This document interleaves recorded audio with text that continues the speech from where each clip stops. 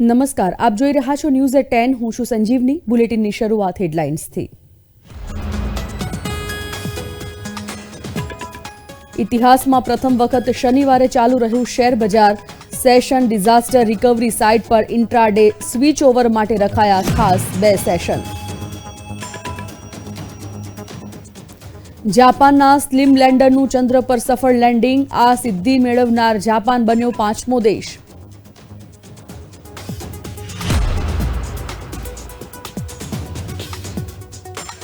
દિલ્હીથી ઉત્તર પ્રદેશ સુધી છવાયો ગાઢ ધુમ્મસ.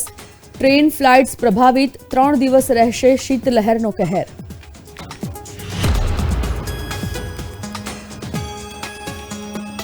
રાજ્યમાં લઘુત્તમ તાપમાનમાં ઘટાડો થતાં લોકો કડકડતી ઠંડીથી પરેશાન. 9.4 ડિગ્રી સાથે નલિયા બન્યું સૌથી ઠંડુ શહેર.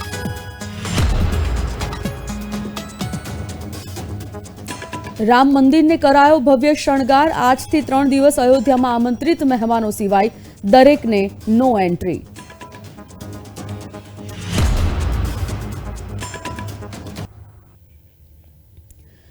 વિસ્તારથી સમાચારમાં સૌથી પહેલા વાત શેર માર્કેટની. બીએસઈ અને એનએસઈએ પ્રથમ વખત શનિવારે બજાર ચાલુ રાખવાનો ઐતિહાસિક નિર્ણય લીધો છે અને આ અંગે એનએસઈ અને બીએસઈએ જણાવ્યું કે 20મી જાન્યુઆરીએ શેર બજાર ખુલ્લું રહેવાનું છે, જેમાં કોઈ પણ વ્યક્તિ ટ્રેડિંગ કરી શકશે. એનએસઈએ આ ખાસ સેશન ડિઝાસ્ટર રિકવરી સાઇટ પર ઇન્ટ્રાડે સ્વિચ ઓવર માટે રાખ્યું છે. આ બંને સ્ટોક એક્સચેન્જ પર આજે નાના 2 સેશનમાં ટ્રેડિંગ કરી શકાશે. એનએસઈના સર્ક્યુલર મુજબ શનિવારે 2 સ્પેશિયલ સેશન યોજાશે. સવારે 9:15 કલાકે પ્રથમ લાઈવ સેશન શરૂ થયું હતું, જે 15 મિનિટનું હતું અને 10 વાગે સમાપ્ત થયું. તો બીજું સેશન 11:30 કલાકે શરૂ થશે, જે 1 કલાકનું હશે. બપોરે 12:40 કલાકથી 12:50 કલાક સુધી પ્રી ક્લોઝિંગ રાખવાનો નિર્ણય કરવામાં આવ્યો છે.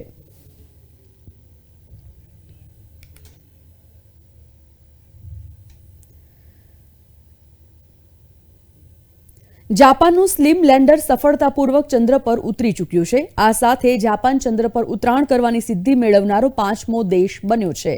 આ પહેલા ભારત, રશિયા, અમેરિકા અને ચીન આ સિદ્ધિ મેળવી ચૂક્યા છે. સ્લિમનો અર્થ થાય છે સ્માર્ટ લેન્ડર ફોર ઇન્વેસ્ટિગેટિંગ મન. જાપાનની સ્પેસ એજન્સી જેક્સાએ આ અંગે જણાવ્યું કે લેન્ડિંગ માટે 600 બાય 4000 કિલોમીટરનો વિસ્તાર શોધવામાં આવ્યો હતો. સ્લિમ આ વિસ્તારમાં લેન્ડિંગ કર્યું છે. તેની લેન્ડિંગ સાઇટનું નામ શિયોલી ક્રેટર છે. તેને ચંદ્ર પર સૌથી વધુ અંધારાવાળો વિસ્તાર કહેવાય છે. સ્લિમમાં એડવાન્સ ઓપ્ટિકલ અને પ્રોસેસિંગ ટેકનોલોજી લાગેલી છે. તેની સાથે X-ray imaging and spectroscopy machine પણ ગયું છે. તે ચંદ્ર પર ચારેય બાજુ ચક્કર લગાવતા તેના પર વહેતી પ્લાઝમા હવાની ચકાસણી કરશે, જેના કારણે બ્રહ્માંડમાં તારાઓ અને આકાશગંગાઓના સર્જનની ખબર પડી શકે. 26મી જાન્યુઆરીએ પ્રજાસત્તાક દિવસની પરેડ માટે જવાનોએ શનિવારે સવારે દિલ્હીમાં રિહર્સલ ચાલુ રાખ્યું હતું.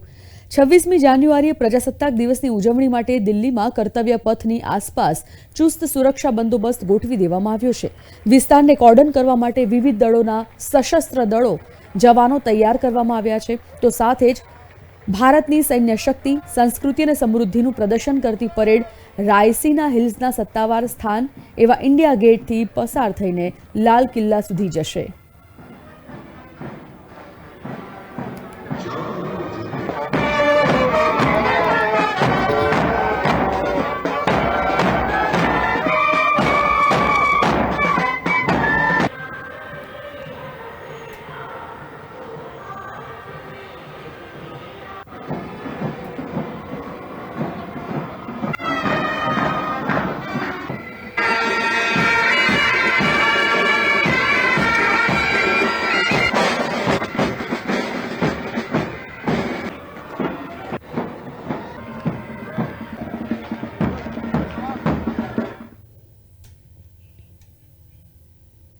રાજધાની દિલ્હી સહિત ઉત્તર ભારતમાં ઠંડીનો પ્રકોપ યથાવત છે, ત્યારે હજી પણ ઠંડી ઘટવાના કોઈ સંકેતો દેખાતા નથી.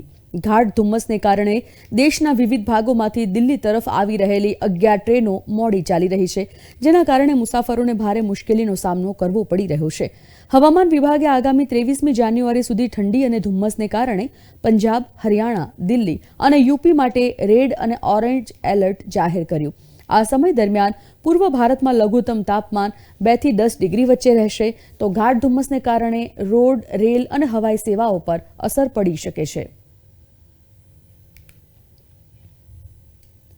રાજ્યમાં આજે લઘુત્તમ તાપમાનમાં ઘટાડો જોવા મળ્યો છે. ઠંડી વધતા પહેલા સવારે ચાલવા નીકળતા લોકોનું પ્રમાણ ઓછું રહ્યું, જ્યારે લોકો ઠંડીથી રક્ષણ મેળવવા માટે તાપણું કરતા પણ જોવા મળ્યા. રાજ્યમાં તાપમાનની જો વાત કરવામાં આવે તો 9.4 ડિગ્રી તાપમાન સાથે નલિયા સૌથી ઠંડુ શહેર રહ્યું. અમદાવાદમાં 15.9 ડિગ્રી તાપમાન, જ્યારે પાટનગર, ગાંધીનગરમાં 13.8 ડિગ્રી તાપમાન રહ્યું. ડીસામાં 12 ડિગ્રી તાપમાન, વડોદરામાં 14.6 ડિગ્રી તાપમાન, તો સુરતમાં 16.2 ડિગ્રી તાપમાન, જ્યારે કે ભુજમાં 13.1 ડિગ્રી તાપમાન નોંધાયું છે.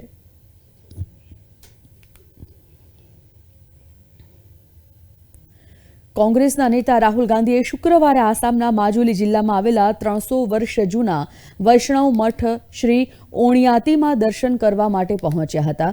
આ મુલાકાત ભારત જોડો ન્યાય યાત્રાનો એક ભાગ હતી. આ દરમિયાન પક્ષના અન્ય નેતાઓ પણ તેમની સાથે જોડાયા હતા. માજુલીથી મુસાફરી કરતી વખતે રાહુલ ગાંધીએ પરંપરાગત માસ્ક પહેરેલા કલાકારો સાથે ફોટો પણ પડાવ્યા. બ્રહ્મપુત્રાની મધ્યમાં સ્થિત માજુલી વિશ્વનો સૌથી મોટો વસવાટ ધરાવતો ટાપુ છે. અહીં જનસભાને સંબોધિત કરતા રાહુલ ગાંધીએ કહ્યું કે ભાજપ આદિવાસી લોકોને જંગલોમાં સીમિત કરવા અને તેમને શિક્ષણ અને અન્ય તકોથી વંચિત રાખવા માંગે છે.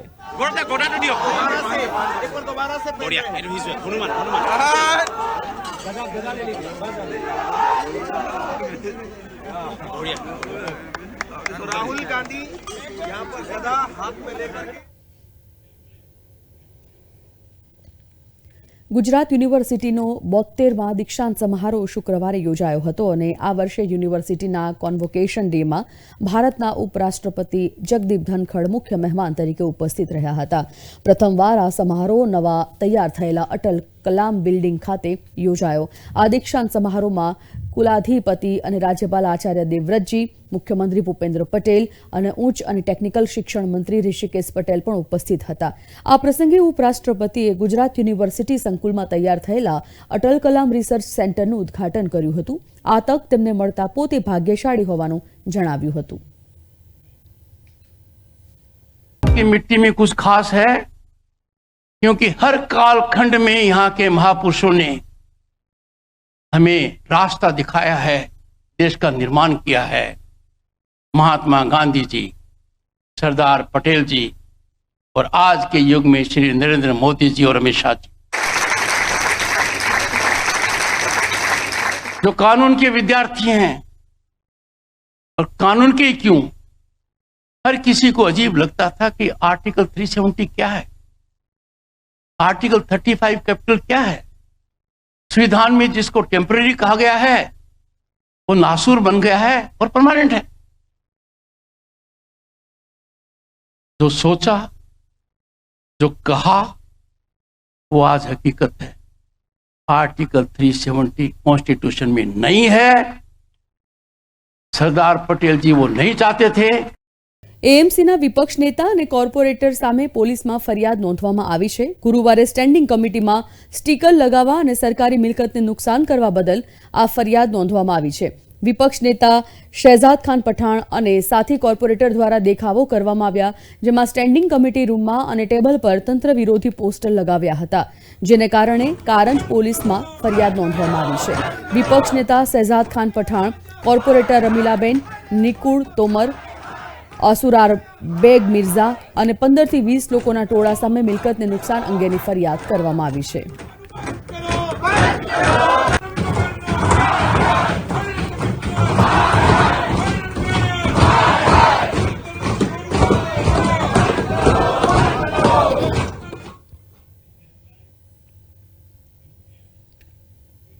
પીજ ગામના રહેવાસી નરેન્દ્ર પટેલે પોતાના મૃતક બહેન પાછળ એશિયાની સૌથી મોટી સિવિલ હોસ્પિટલમાં દર્દીઓ માટે ઉપયોગી હોસ્પિટલના સાધનો લાવવા માટે લાખો રૂપિયાનું દાન કર્યું છે, જેથી દર્દીઓની સારવારમાં મદદ મળી શકશે. ઉર્વશીબેને પોતાની મિલકતમાંથી જરૂરિયાતમંદ લોકોની મદદ માટે પૈસાનું દાન કરવા વિલમાં જણાવ્યું હતું. તેમના મૃત્યુ બાદ નરેન્દ્ર પટેલે બહેનની ઈચ્છા પૂર્ણ કરવા સિવિલ હોસ્પિટલમાં દાન કરવાનું વિચાર્યું. તે માટે 75 લાખનું સિવિલ હોસ્પિટલમાં દાન આપવામાં આવ્યું છે. અગાઉ પણ જાન્યુઆરી 2023માં તેમણે 75 લાખનું દાન કર્યું હતું.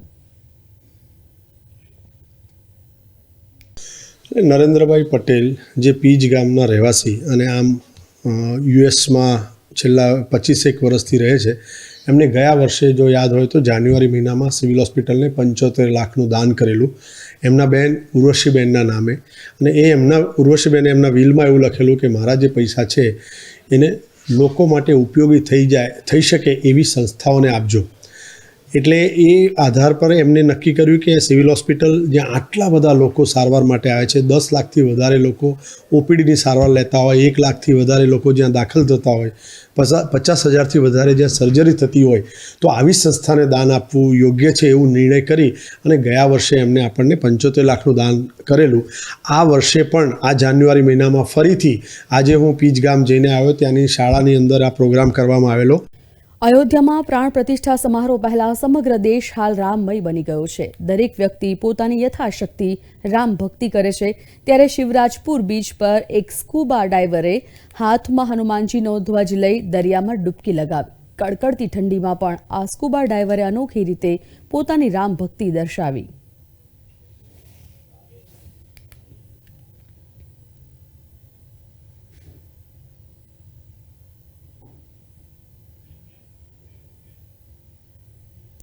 અમદાવાદમાં ગુજરાત યુનિવર્સિટી સ્થિત ઉપાસના ભવન ખાતે રામસભા યોજાઈ, જેમાં વિવિધ કલાકારો દ્વારા ભજન અને સ્તુતિ રજૂ કરવામાં આવ્યા.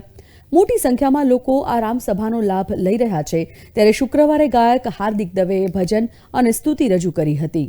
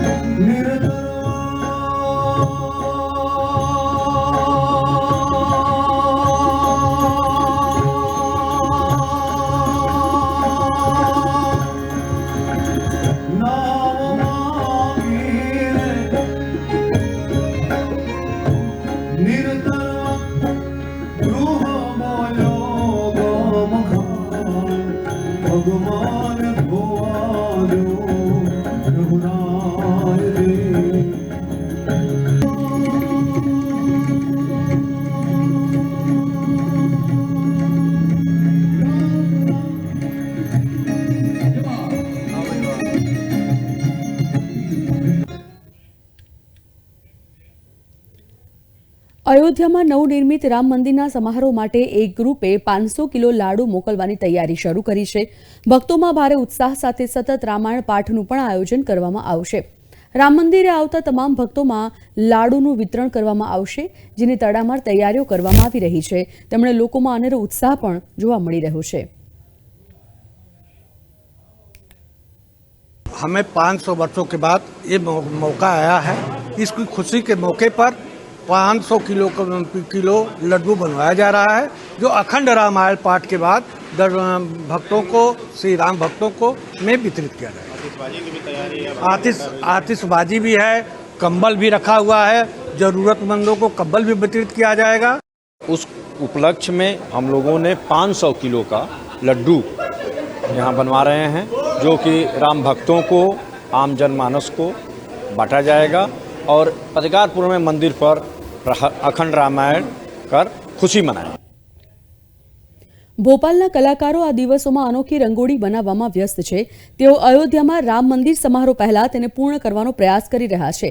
કલાકારોએ લગભગ 50 કિલો રંગોથી રંગોળી દ્વારા ભગવાન શ્રીરામનું ચિત્ર બનાવવાનું શરૂ કર્યું છે. તેઓને આશા છે કે 2 દિવસમાં આ કામ પૂર્ણ થઈ જશે. આ રંગોળી જોવા માટે ઘણા ભક્તો ભોપાલ બોર્ડ ક્લબમાં આવ્યા હતા અને તેમની પ્રશંસા કરી હતી. ये मैं पेंटिंग का काम करता हूँ और राम जी का चित्र इसलिए बनाया हूँ क्योंकि मेरे दिल में मतलब इनके लिए श्रद्धा है और बनाने में भी सुख प्राप्त होता है. मुझे अच्छा लगता है. इसमें रंगोली 50 किलो और ये चित्र 2 दिन में बन जाएगा.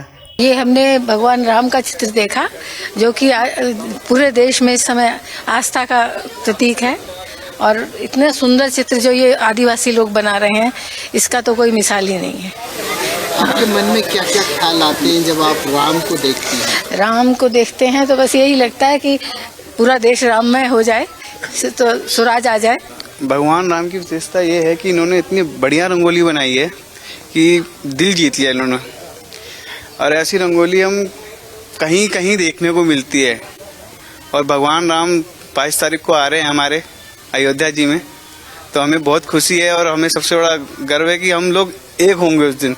हर घर में दीपक जलेंगे, खुशियाँ होंगी।